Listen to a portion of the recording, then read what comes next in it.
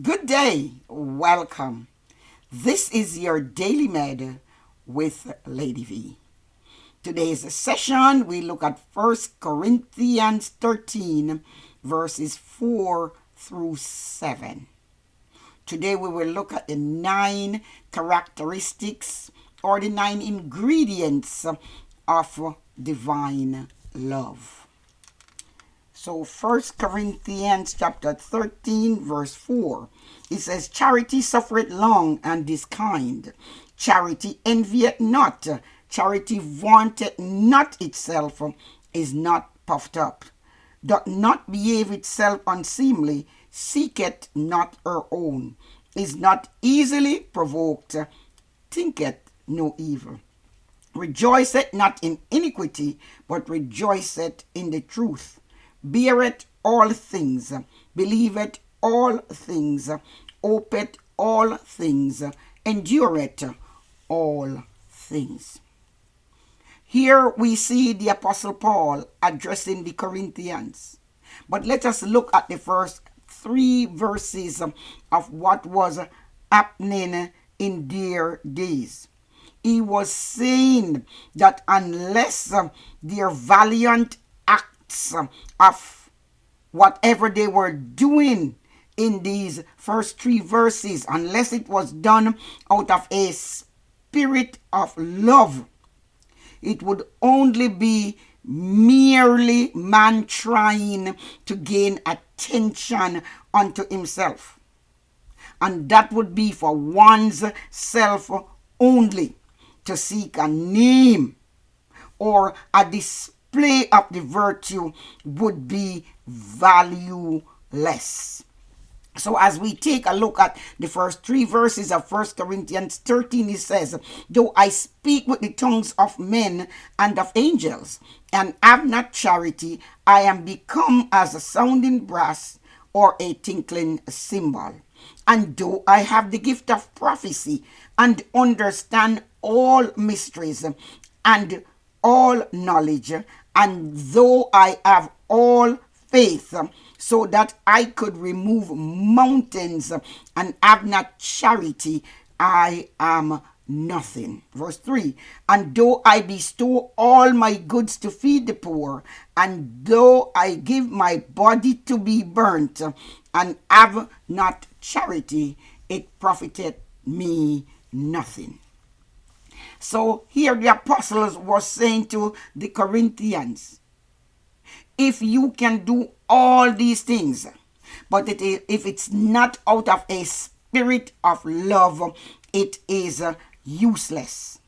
You see, the Corinthians, as he addressed them, they were impatient, they were discontented, they were envious, they were inflated, they were selfish, they were indiscreet, they were unmindful of others, and they had interest only in themselves.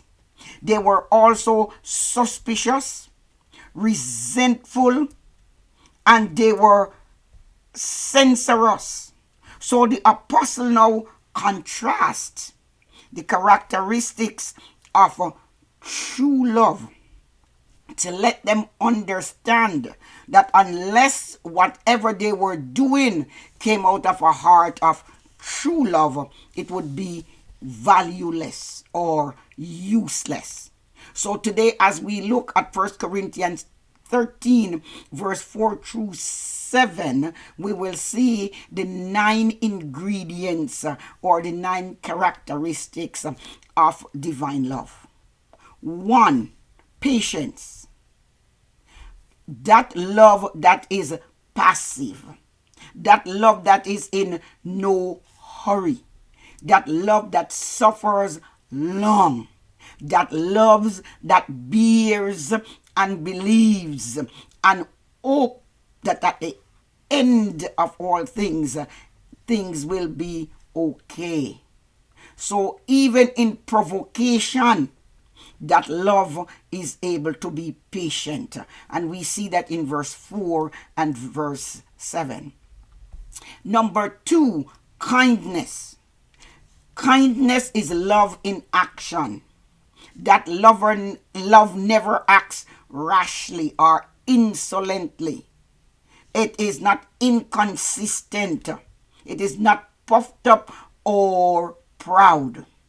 Verse 4 tells us that this love seeks the best interest of others, and it is active in goodness. Number 3, it is the love that is generous. So a love of generosity. Love in competition, but not envious or jealous of others. Rather, it is pleased that some other or the other should be honored and exalted above themselves. And that is in verse 4. We see humility. It is love that is in hiding. It does not parade itself. It is not haired up like a balloon that has hair in it. It is not puffed up. It just works and then retires. It realizes that whatever it has or that one has is a gift of God, and that there is nothing a person has that he should be so proud of. As Paul says, even the gifts that the Holy Spirit endows or bestowed upon such person should not make them proud or haughty, no matter how the gift might be. Number 5, courtesy. Love in society. It does not behave rudely, but is always polite at home and outside of the home. If a person is truly acting out of love, such one will be courteous and considerate to all classes of people. We see that in verse 5. 6, unselfishness. This love is in essence never selfish. It is never sour. It is never bitter. It does not seek the good of itself only, but the good of others, and assist in accomplishing such good. It does not retaliate or seek revenge. And we see this in verse 6. In number 7, we see good temper. This love in disposition is never irritated or resentful, but is willing to endure even when people slight such a person or insult such a person. They will have good temper. They will have a good disposition to what is going on. And we see that in verse 5. Number 8, we see another ingredient of love, that is righteousness. Love in conduct. This love hates sin. It hates evil. It's never glad when others are doing or going wrong. It is always gladdened by the goodness towards others. Such love is slow to expose, but always eager to believe the best, and does not attribute bad motives to others, does not suspect the actions of others, always hoping that things are going to work out or end up being good. So a righteous love is hopeful and enduring. And that is in verse 6 and 7. We see 9, a love that is sincere. Love in profession. It is never boastful. It is never conceited. It does not work out of a heart or a life of hypocrisy. Always honest, and leave no impression but only that which is strictly true. Never self-assertive, does not blaze out or blaze up in passionate anger, nor rejoice over wrong. It always just be joyful and truthful, knows how to be silent, full of trust, and always present love, rejoices, or every truth that there is. This love rejoices because truth wins or truth triumphs. So we see how the Apostle Paul contrasts what these Corinthians were doing to what true or divine or agape love really is. He says this love will patiently endures. This love does not needlessly publicize itself, nor take pleasure in the failure of others.